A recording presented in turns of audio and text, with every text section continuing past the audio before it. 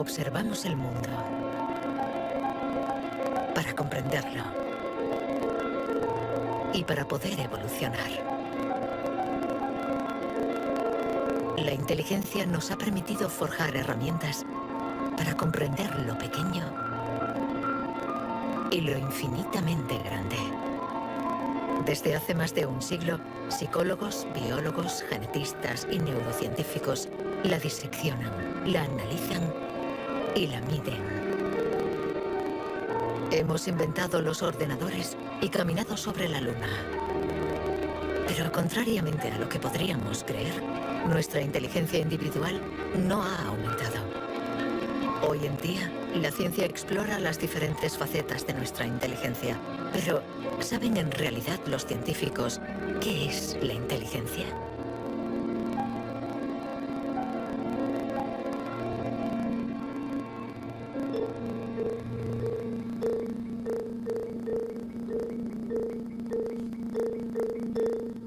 Inteligencia es relacionar. Unir elementos diferentes para hallar soluciones. Para entenderla, hay que conseguir dividirla y aislar todos sus componentes. Los investigadores estudian sus diferentes facetas.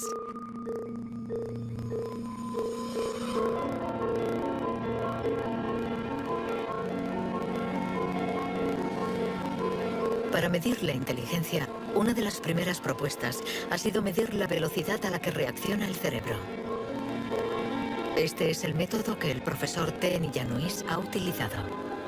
Él ha comparado nuestro tiempo de reacción con el de nuestros ancestros. Y los resultados de su estudio no nos favorecen.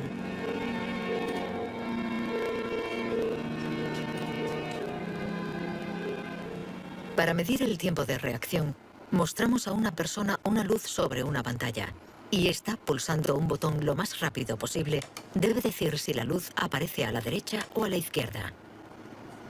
No es un acto reflejo, sino una información simple que nuestro cerebro debe procesar. Estos estudios sobre el tiempo de reacción son muy antiguos. Muchos de ellos los llevó a cabo Francis Galton, primo de Charles Darwin, entre 1860 y 1880 en Gran Bretaña. Galton hizo pruebas a muchos miles de personas representativas de la población de la época. La gente tenía entonces un tiempo de reacción muy rápido. Nosotros hemos buscado estudios comparables que hubieran sido hechos durante los últimos 120 años y hemos encontrado unos 15. Al compararlos, hemos podido comprobar que durante los últimos 150 años la gente se ha hecho cada vez más y más lenta. Para el profesor T. Nillanuis, inteligencia es velocidad. Y nuestro cerebro invierte como media 50 milisegundos más que el de nuestros bisabuelos a la hora de procesar una información simple. 50 milisegundos más puede sonar como un algo ridículamente breve. Pero si pensamos en las miles y miles de decisiones que debemos tomar cada día, y somos un poco más lentos en cada decisión, esto puede tener consecuencias muy, muy importantes.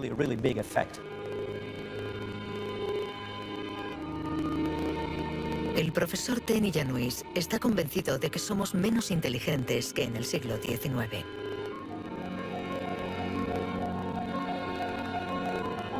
Y la prueba está en la increíble capacidad de invención de este periodo, marcado por una explosión de las innovaciones, de la creatividad, de las ideas. En el siglo XIX hubo muchas innovaciones fantásticas. Hay estudios que muestran que el número de inventos por habitante era 4 veces mayor que hoy en día. El profesor T. Nillanuis piensa que nuestra inteligencia está en declive desde hace por lo menos 150 años. Pero en el siglo XIX, Sir Francis Galton ya pensaba que los ingleses eran bastante menos inteligentes que los griegos de la antigüedad, donde no faltaban las mentes brillantes. Entonces, ¿y los predecesores de los griegos, los hombres prehistóricos? Es extremadamente difícil medir su inteligencia. Sin embargo, en el Instituto Max Planck de Leipzig intentan responder a esta pregunta, reconstruyendo el cerebro de nuestros antepasados de la prehistoria.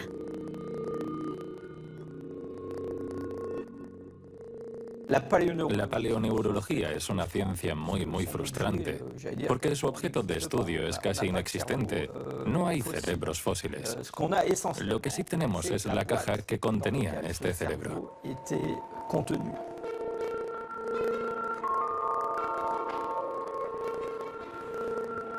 Al comparar nuestro cerebro con el del hombre prehistórico, los científicos han encontrado diferencias no solo en la forma, sino también en el tamaño.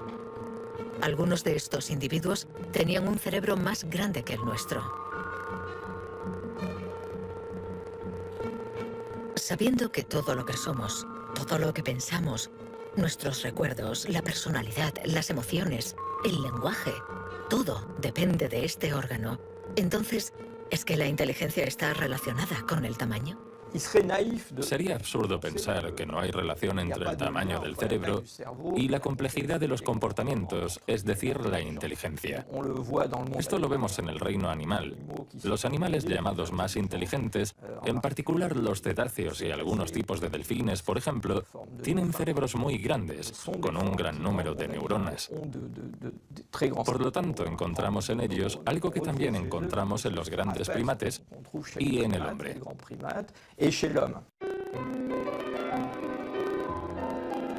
La evolución hizo crecer el tamaño de nuestro cerebro durante 2 millones de años, hasta alcanzar su máximo hace unos 15.000 años. El hombre de Cro-Magnon, que pintó en la cueva de Lascaux hace unos 17.000 años, era un Homo sapiens como nosotros. Pero de todos los Homo sapiens, este era el que tenía el cerebro más grande. El tamaño de nuestro cerebro ha disminuido en comparación con el de este antepasado. Y según algunos investigadores, somos menos inteligentes que él. Pero esta teoría no es compartida por todos.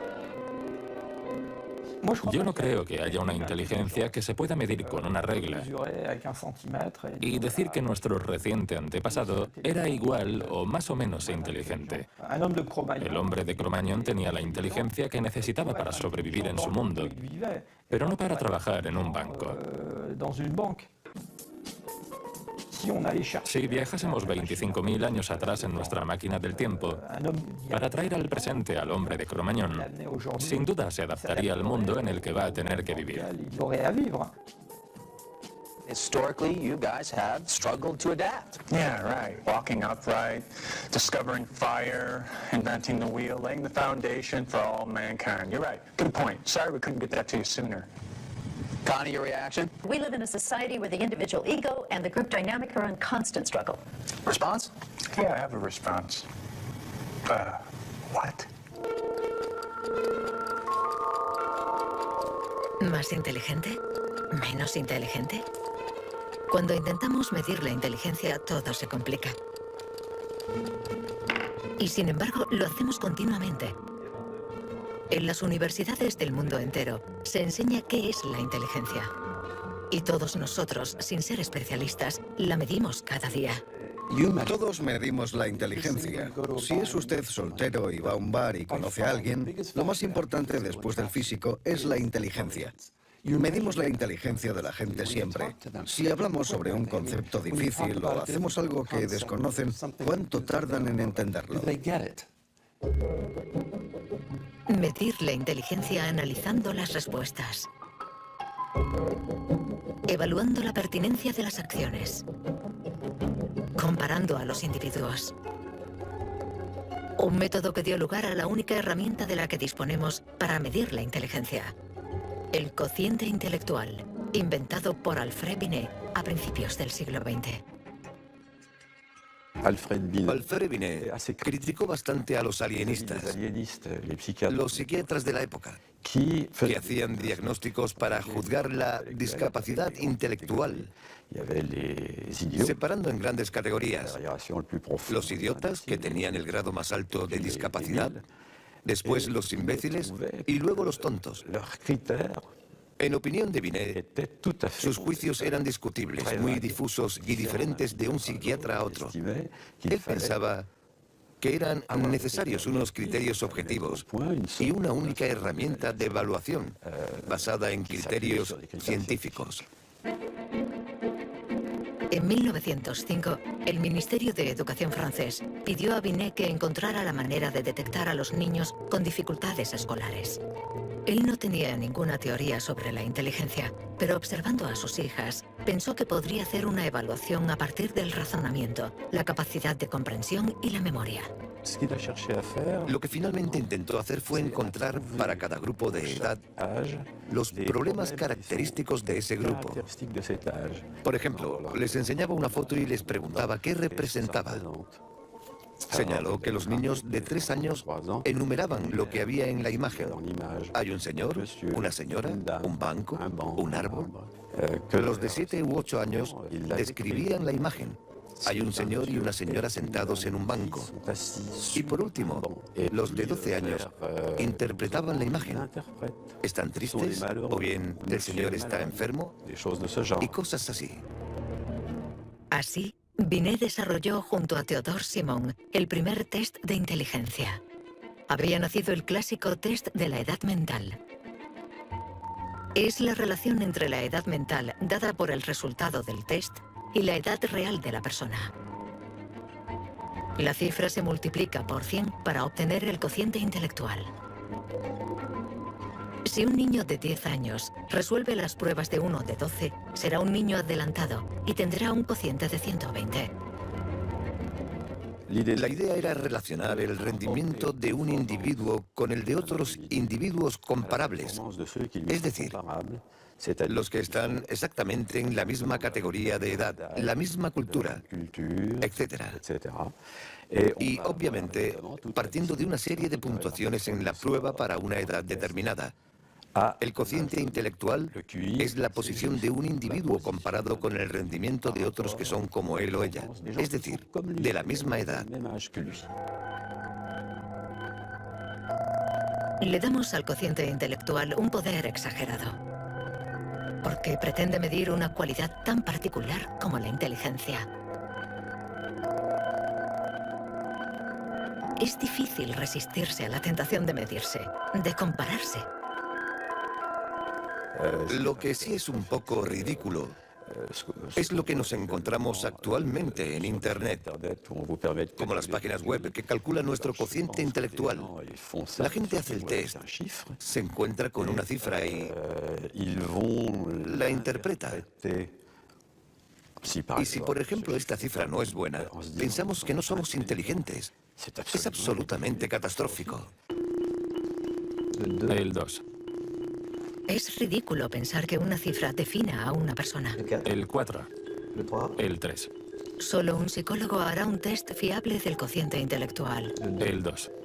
Ya que debemos saber cómo interpretarlo en relación con el pasado del individuo, su presente El 2 y el 3. y su personalidad.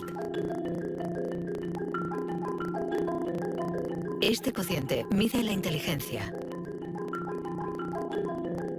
Compara a las personas.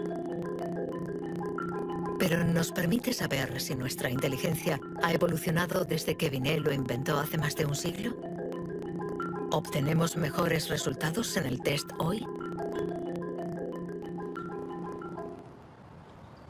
En Nueva Zelanda es donde por primera vez han respondido a esta pregunta. Allí, James Flynn ha hecho un descubrimiento sorprendente que los científicos de todo el mundo han bautizado como el efecto Flynn. El efecto Flynn supone el descubrimiento de que todas las naciones que entraron en la era industrial han obtenido mejoras considerables en los tests de cociente intelectual. He revisado toda la variedad de estas pruebas en 40 países, como en Francia, Holanda o Noruega, donde los jóvenes habían sido llamados al servicio militar. Se les ha dado cada año exactamente el mismo test, y las mejoras son muy evidentes. Hace 1 o 2 generaciones, la gente obtenía una media de 30 respuestas sobre 60. Hoy obtienen 45. Después de evaluar decenas y decenas de estudios, James Flynn ha mostrado que desde hace más de 60 años obtenemos mejores resultados en estos test. ¿Quiere esto decir que ahora somos más inteligentes que nuestros abuelos? Un cambio en el cociente intelectual no significa necesariamente un cambio en la inteligencia. Pongamos un ejemplo. Una persona hace hoy el test por primera vez. Si hace el mismo test al día siguiente, existe un efecto de aprendizaje. Su puntuación va a ser más alta, pero no quiere decir que se haya hecho más inteligente. Solo significa que se ha familiarizado con el test. El aumento del cociente intelectual se debe en gran medida al entorno, mejor alimentación y mejor educación. Nuestro cociente aumentaría de 2 a 3 puntos por cada año de escuela, y los años de escolarización han pasado de una media de 6 a principios del siglo XX a los 11 años de hoy en los países industrializados. Todos estos cambios añadidos han incrementado los resultados. Cuando realizamos un test hoy, estamos preparados en la medida en que la escolarización y otra serie de factores nos han dado la capacidad de aplicar nuestra lógica de forma abstracta. Es decir, que podemos ver una serie de números y acertar el siguiente.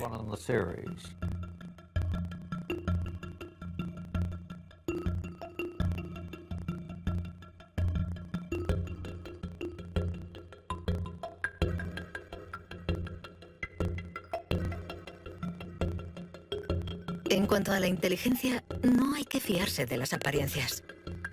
Tener mejores resultados en estos test no implica que seamos más inteligentes. Se trata solamente de que estamos mejor preparados para pasar el test. Nuestra inteligencia es como un músculo que entrenamos para obtener de él todo su potencial, y con el entrenamiento podemos alcanzar nuestros límites. Las cifras lo demuestran. Tras decenios de mejora, los resultados de los test han llegado al tope. Incluso están empeorando en países como Inglaterra, Dinamarca o Noruega. El aumento del cociente intelectual es un fenómeno que ha durado un siglo, pero todos los países terminarán por llegar al tope de este incremento. Sospecho que la educación formal ha abusado de la capacidad de manipular los conceptos abstractos y, a menos que se produzca una revolución de la pedagogía, los beneficios que ha producido la escuela van a tocar techo, ya que hoy en día casi todo el mundo está escolarizado.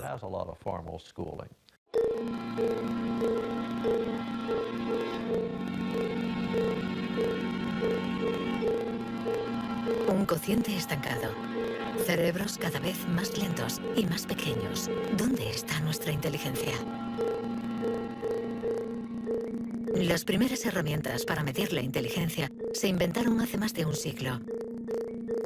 Y todavía estamos influenciados por las teorías de Sir Francis Galton y Alfred Binet. Pero hoy podemos llegar más lejos. En lugar de medir lo que la inteligencia produce, pongamos nuestra atención en el órgano que produce la inteligencia.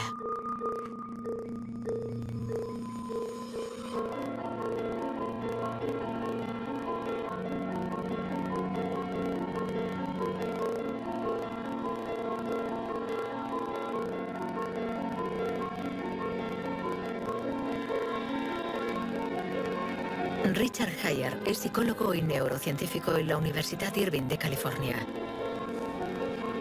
Desde hace más de 30 años, intenta averiguar cómo es un cerebro inteligente. Gracias a los progresos de los instrumentos de observación, Heyer y su colega, el profesor Rex Jung, investigan en qué lugar del cerebro se aloja la inteligencia. Veamos el cerebro de Richard Heyer. Vemos un bonito cerebro. El doctor Heyer es una persona brillante e inteligente. Y vemos todas las regiones que sustentan su inteligencia.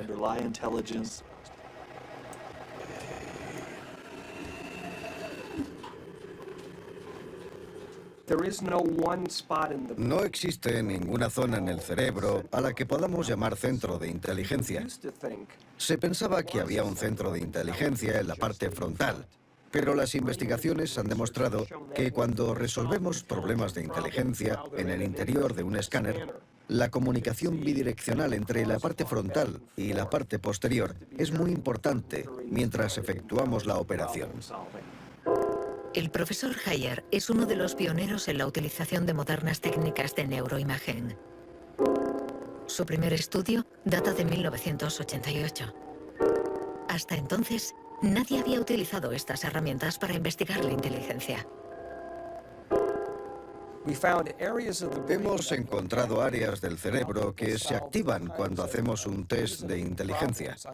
Pero lo más sorprendente ha sido que cuanto más activas estaban estas áreas, menos buenos eran los resultados de dichas pruebas. Esto es lo contrario de lo que esperábamos.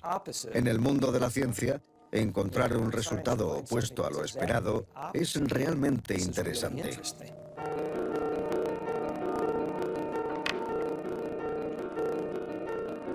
Un cerebro inteligente no es un cerebro que funciona más, sino todo lo contrario. Es un cerebro que funciona menos. Esto es lo que llamamos neuroeficacia. Ser inteligente consiste en resolver un problema con el mínimo esfuerzo.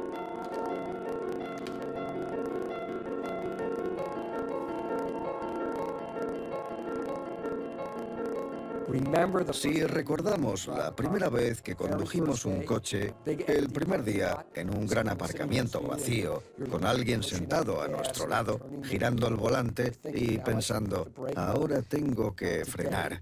Sin embargo, hoy conducimos en medio del tráfico de una ciudad desconocida. Y aún así podemos charlar con los acompañantes, porque nuestro cerebro es ahora mucho más eficaz. Por lo tanto, un alto nivel de inteligencia no está necesariamente ligado a un cerebro que trabaja más, sino a una transmisión más eficaz de la información entre las zonas importantes del cerebro. Cuando se piensa en un proceso tan complejo como la inteligencia, debemos imaginar que el cerebro es como una orquesta con distintas secciones. Pero el verdadero misterio está en cómo interactúan estas secciones, porque, como sabemos, esta orquesta no tiene director.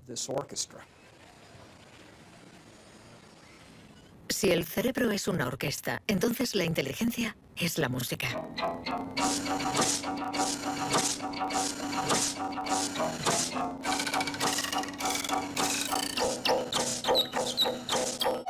Cuando empezamos a interpretar la partitura, nunca sabemos cómo van a tocar juntos los músicos.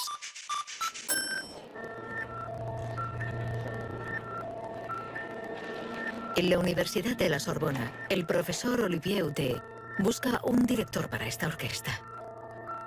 Para encontrarlo, mide la actividad eléctrica del cerebro mientras los niños resuelven problemas. Lo que le interesa es lo que él mismo llama bugs de inteligencia. Mostramos a un niño una imagen con 1, 2, 3, 4, 5 babars separados y 5 babars juntos. Y le preguntamos si hay el mismo número de babars en la parte de arriba y en la de abajo. Hasta los 7 u 8 años, todos los niños del mundo responderían, hay más arriba, porque la imagen es más larga. El cerebro de los niños es fácil de engañar por la inteligencia visioespacial, según la cual longitud es igual a número. Esto significa que tenemos caminos neuronales distintos para resolver una misma tarea.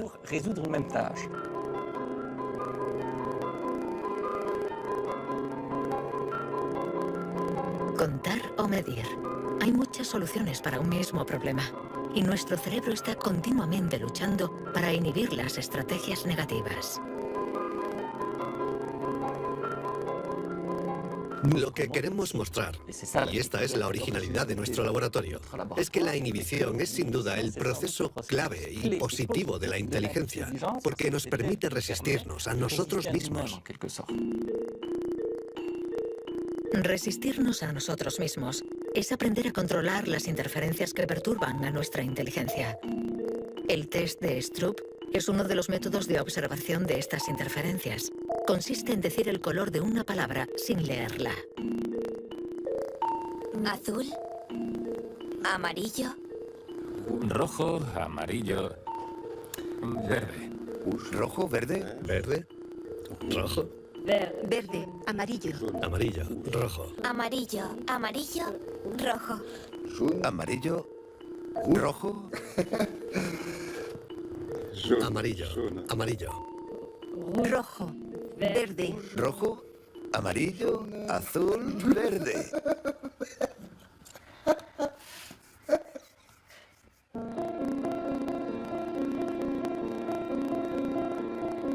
Para resolver un problema usamos diferentes regiones del cerebro unidas entre sí, pero que a veces entran en competencia. Pero ¿cómo se comunican las diferentes regiones?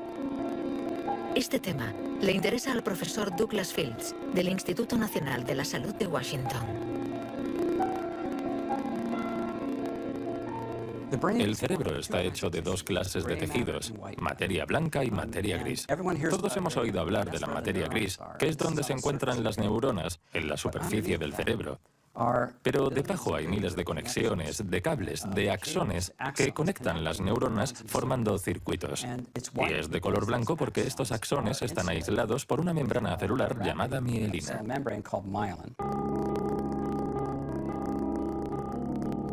La mielina envuelve los axones y permite que la información circule de forma rápida y eficaz en el cerebro.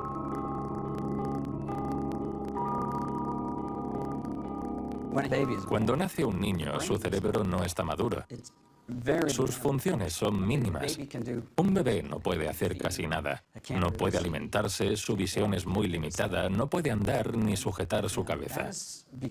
Esto se debe a que nuestro cerebro está siendo permanentemente moldeado por el entorno. Y una de las cosas más interesantes respecto a la mielina es que se forma después de nacer. La mielina es esencial para que la información circule de forma eficaz por el cerebro. Es esencial para nuestra inteligencia. Pero en la actualidad, la formación de la mielina está alterada. Barbara Demnex, endocrinóloga del Museo de Historia Natural de París, estudia cómo nuestra inteligencia está amenazada por uno de los azotes del siglo XXI, la contaminación. En cualquier parte del mundo donde vivas, estarás expuesto a ciertas sustancias químicas que interfieren en el funcionamiento de la hormona tiroidea. Esta es la hormona producida por la glándula tiroides que está en la base del cuello. Es necesaria para el desarrollo del cerebro desde las primeras etapas del feto hasta una edad más avanzada como la mía, para asegurar el mantenimiento de las funciones mentales, incluida la mielinización. La Autoridad Europea de Seguridad Alimentaria ha analizado 297 pesticidas. Entre ellos, más de 100 afectan al funcionamiento de la hormona tiroidea, como el bisfenol A, el PCB y los productos ignífugos. Productos químicos con los que estamos en contacto a diario. El equipo de Barbara Demnex ha demostrado que estos productos bloquean los receptores específicos de la hormona tiroidea de cada una de las células cerebrales, y los efectos son considerables. Hay una evidencia sólida. Los científicos hemos observado los niveles de exposición en las madres. Se han comparado diferentes niveles de exposición y hemos visto que los niveles más elevados estaban asociados a una pérdida de 5 a 6 puntos de cociente intelectual en sus hijos. Cierto es que la mayoría de nosotros no percibimos la diferencia, pero es evidente que 5 puntos menos de cociente intelectual pueden suponer una gran diferencia en cuanto al éxito escolar o al éxito en la vida. Y saberlo puede ser muy preocupante para los padres.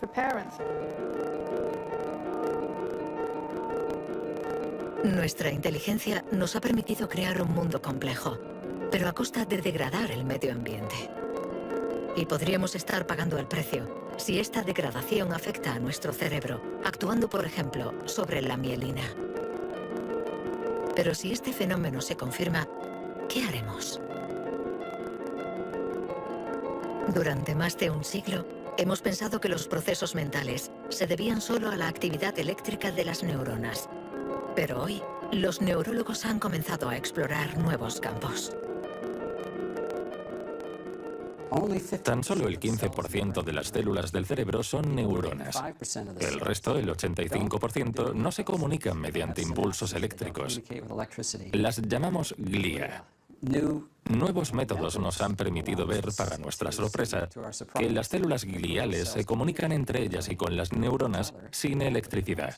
Esto es un punto de partida fascinante, porque supone un cambio fundamental de conceptos respecto al funcionamiento del cerebro a nivel celular. Células gliales. Células mucho más numerosas que las neuronas y que forman su entorno. Algunas fabrican la mielina. Otras alimentan a las neuronas y las protegen. Estas se denominan astrocitos. Y un descubrimiento inesperado indica que los astrocitos juegan un papel en la inteligencia. Todo comenzó con un genio. En abril de 1955, en el Hospital Princeton de New Jersey, el patólogo Thomas Harvey dirigió la autopsia de Albert Einstein. El 18 de abril, a las 8 de la mañana, decidió robar el cerebro del hombre considerado como la encarnación del genio. Pretendía examinar este preciado órgano para encontrar el secreto de la inteligencia. Después de esconderlo en su casa durante 27 años, autorizó a otros científicos a examinarlo. Estos descubrieron en el cerebro de Einstein lo que podría ser el secreto de su inteligencia. El cerebro de Albert Einstein fue examinado para ver qué era lo que lo hacía más inteligente, y no pudieron encontrar ninguna diferencia en el número de neuronas ni en el tamaño. No había nada, excepto que su cerebro tenía más astrocitos. Esto llamó la atención de mucha gente sobre el papel de los astrocitos en la inteligencia. Los astrocitos. Células gliales identificadas hace más de un siglo. Aunque en los últimos años, los científicos han comprendido que su función no era mucho más compleja de lo que imaginaban. Los astrocitos sirven para muchas cosas. Controlan la sinapsis, controlan el flujo sanguíneo en el cerebro, alimentan a las neuronas, reaccionan a las heridas. Todas estas cosas estaban consideradas como tareas menores que los astrocitos hacían en el cerebro, y no habían sido tomadas muy en serio hasta que se dieron cuenta de lo determinantes que son los astrocitos para las neuronas.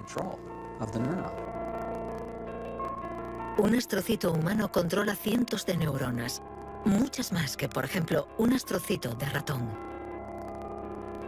Basándose en esta observación, un equipo de la Universidad de Rochester ha realizado un experimento fascinante. Para entender mejor la inteligencia humana, han decidido cruzar la barrera de la especie y han trasplantado astrocitos humanos en el cerebro de un ratón. Hemos trasplantado astrocitos humanos en ratones y el trasplante invadió literalmente todo su cerebro. Cuando lo revisamos un mes después, pudimos ver que allí donde habíamos realizado el injerto, este ocupaba un lugar discreto. Un año más tarde, todo el cerebro se había injertado a sí mismo. Todas sus células habían sido literalmente reemplazadas por células humanas. Y nos dimos cuenta de que estos ratones tenían más memoria y más capacidad de aprendizaje que los no injertados. Para comprobar las capacidades de los ratones con el cerebro modificado, los metieron en un laberinto. Resultado: los injertados encontraron la salida 2 veces más rápido que los no injertados. Este experimento no deja lugar a dudas. Los astrocitos favorecen la memoria y el aprendizaje. Juegan un papel clave en nuestra inteligencia.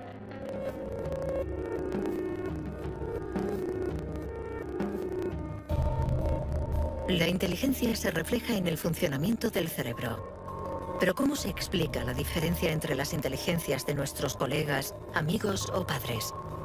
¿Es que tienen más materia blanca, menos astrocitos o sus neuronas son más rápidas? El origen de nuestras capacidades se encuentra en parte en nuestros genes. Robert Plomin estudia la genética del comportamiento. En sus investigaciones ha visto crecer a miles de niños y gracias a ello espera poder encontrar los genes que influyen en la inteligencia. A menudo la gente desea saber en qué medida la inteligencia viene determinada por los genes. En primer lugar, hay que insistir en que la palabra determinar no es adecuada. Debemos decir influenciar, ya que, como sucede con el tamaño, está estrechamente relacionado con los genes, pero no determinado por ellos.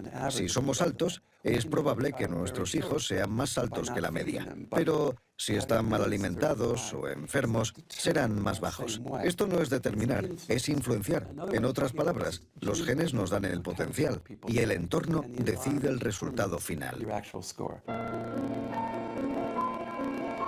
Para entender las relaciones complejas entre genes e inteligencia, Robert Plomin ha realizado miles de test en gemelos. Los gemelos idénticos tienen la particularidad de ser clones. Tienen exactamente los mismos genes. Son completamente idénticos. Mismo pelo, mismos ojos. ¿Pero tienen los mismos resultados en los test de inteligencia? La respuesta es sí. Sus resultados se parecen mucho más que los de otros hermanos. Esta es la prueba de que, sin ser completamente determinantes, los genes sí juegan un papel crucial. La mayoría de los países del mundo, más de 100, dispone actualmente de registros de gemelos porque reconocen la importancia del método gemelar a la hora de calcular la influencia de los genes. La siguiente etapa de nuestras investigaciones consiste en encontrar los genes responsables de la inteligencia. Para esto, Robert Plomin ha utilizado chips de ADN capaces de detectar más de 1 millón de marcadores genéticos. Comparando el ADN de los que tenían buenos resultados en los test, Plomin quería saber si ciertos genes se dan con más frecuencia. Pero la identificación precisa de estos genes es mucho más complicada de lo que esperaba.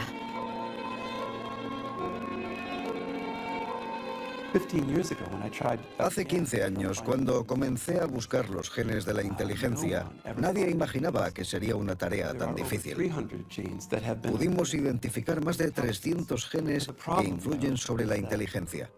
El problema era que habíamos estudiado solo el 1%.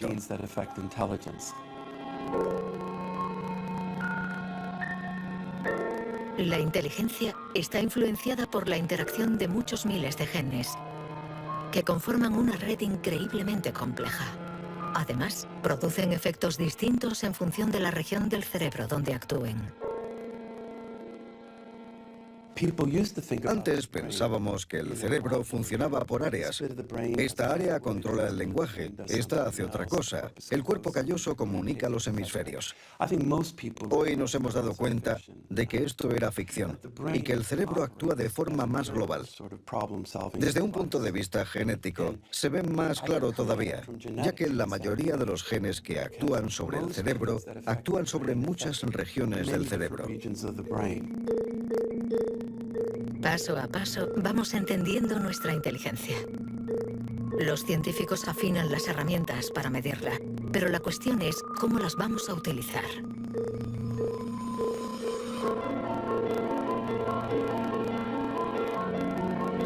La inteligencia es lo que mejor predice nuestro nivel de estudios o nuestro empleo. Por lo tanto, hablar de la inteligencia es delicado, ya que tendremos a valorar, clasificar y jerarquizar, con el riesgo a equivocarnos que conlleva. El error de razonamiento está en considerar que la inteligencia puede ser esencialmente hereditaria. Y esto nos ha llevado a divagaciones, en mi opinión, total y absolutamente ridículas.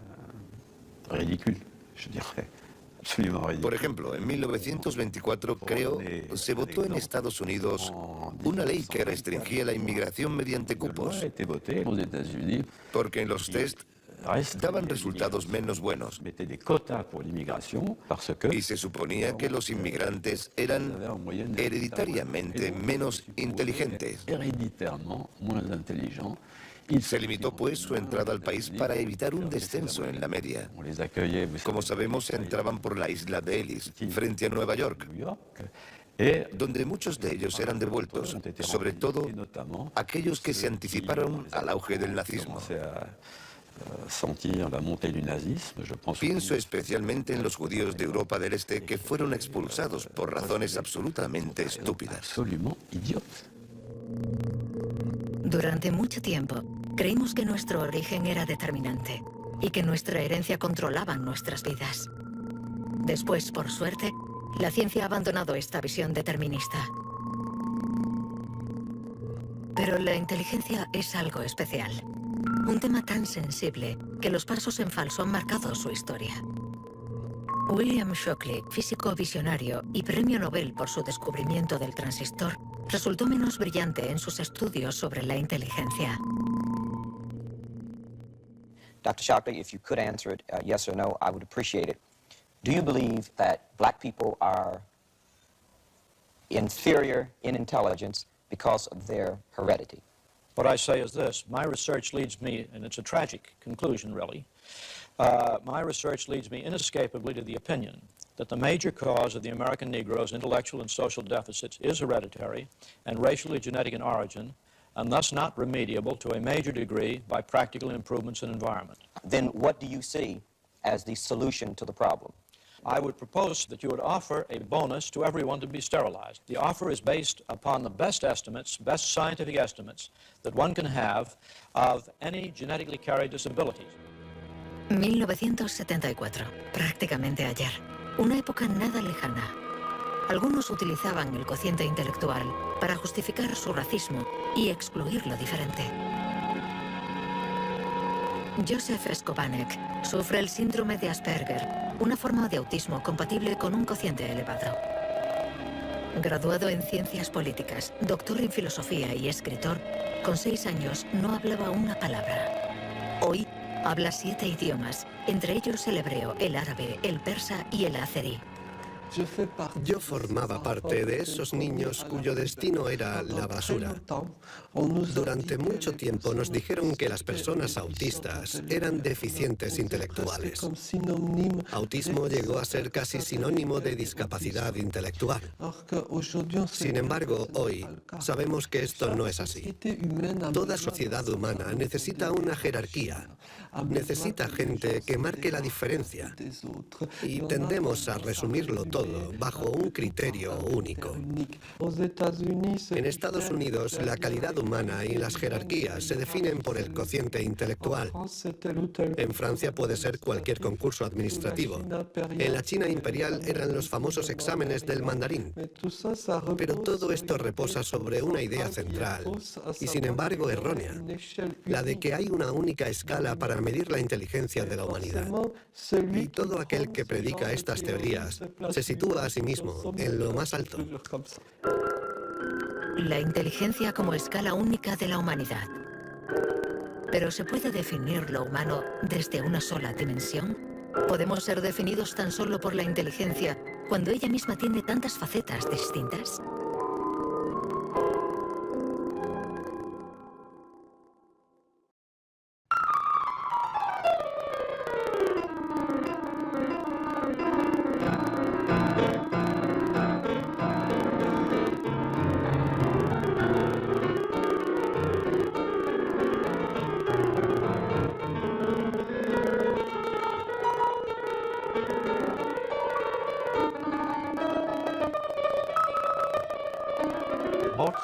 Nos han dicho siempre que Mozart podía tener en la mente una sinfonía entera. Cuando escuchamos una sinfonía, debemos seguirla a medida que se desarrolla en el tiempo. Sin embargo, él la veía en su totalidad. Viene a ser la clase de complejidad mental de un matemático cuando tiene en mente 7 u 8 fórmulas y conoce todas las conexiones posibles entre ellas. Pero siempre podemos argumentar. ¿La inteligencia musical es inteligencia? No importa. Lo que importa es que existe y que aquellos que la poseen no tienen necesariamente un cociente intelectual elevado.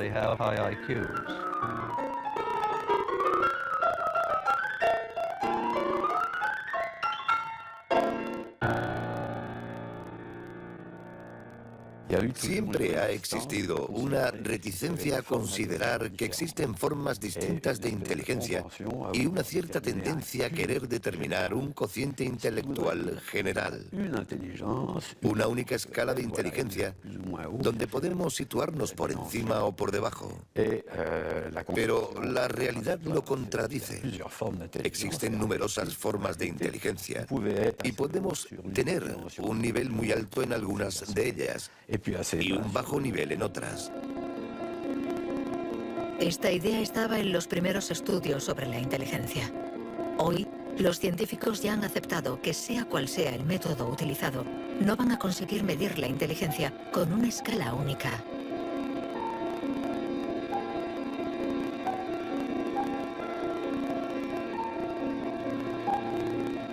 En la Universidad de Nuevo México, el profesor Rex Jung está convencido de que para resolver cualquier tipo de problema usamos distintos tipos de razonamiento. Y lo que llamamos inteligencia no es sino uno más de ellos. Creo que la creatividad es otro modelo de funcionamiento del cerebro y lo que intento averiguar es si es diferente a la inteligencia o similar. ¿Estamos hablando de lo mismo o de algo distinto? Y he llegado a la conclusión de que la creatividad es un proceso de razonamiento básicamente diferente.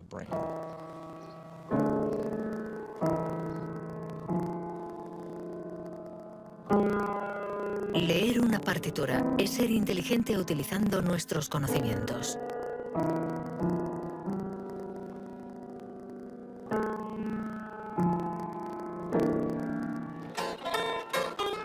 Improvisar es ser inteligente inventando y siendo creativo.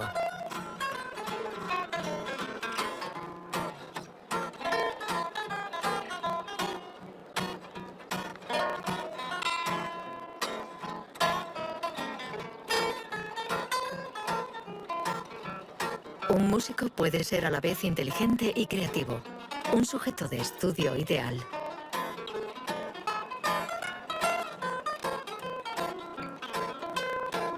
El profesor Jung ha estudiado numerosos cerebros para saber cómo pueden coexistir inteligencia y creatividad. Trabajo sobre la hipótesis de que son complementarias y que hay dos redes diferentes en el cerebro que cooperan para permitirnos razonar. Una es un tipo de razonamiento inteligente y la otra un tipo de razonamiento creativo. Y las dos son extremadamente importantes. Estamos muy cerca de comprender cómo funcionan. Nuestra teoría es que la red de la inteligencia se sitúa sobre todo en la superficie del cerebro. Con la creatividad las cosas son diferentes, porque depende principalmente de la llamada red de modo por defecto, situada en el interior del cerebro. Estas dos redes intercambian permanentemente información para que podamos resolver los problemas que nos plantea el mundo en que vivimos. Todos hemos experimentado esa sensación de una idea que surge de no se sabe dónde con la fuerza de la evidencia. Lo que nos revelan los neurocientíficos es que la forma de razonamiento inventivo creativo es una única forma de razonamiento. ¿Podemos ser inteligentes sin ser creativos? ¿O creativos sin ser inteligentes? ¿Esta cuestión tiene sentido? Para evolucionar de forma inteligente, ¿no necesitamos todos los recursos de nuestra mente? No podemos ser creativos, por ejemplo, en física, si solo tenemos formación en física. Para ser creativos en física, necesitamos estar educados en ese universo extraño y poder utilizar y reutilizar los mecanismos mentales que hemos aprendido en otros contextos. El problema de las investigaciones estériles es que se encierran en su burbuja y no dan ni reciben información. Por el contrario, las personas creativas son aquellas que importan ideas de un universo a otro.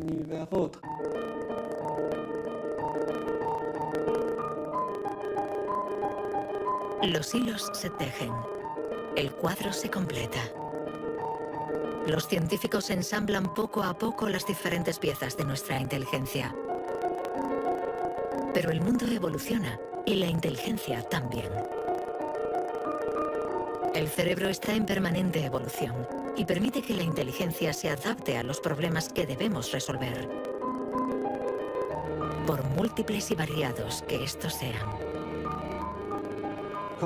Cuando era niño, sabía que yo no funcionaba como los demás y era consciente de ello.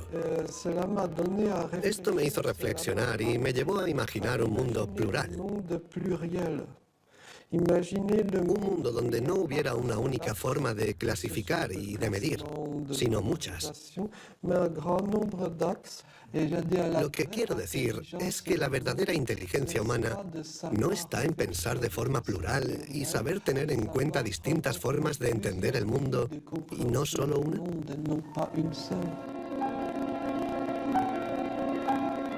El papel de la ciencia no debe ser el de decir si somos más o menos inteligentes que nuestros vecinos o que nuestros antepasados, sino el de ayudarnos a entender cómo funciona nuestro cerebro.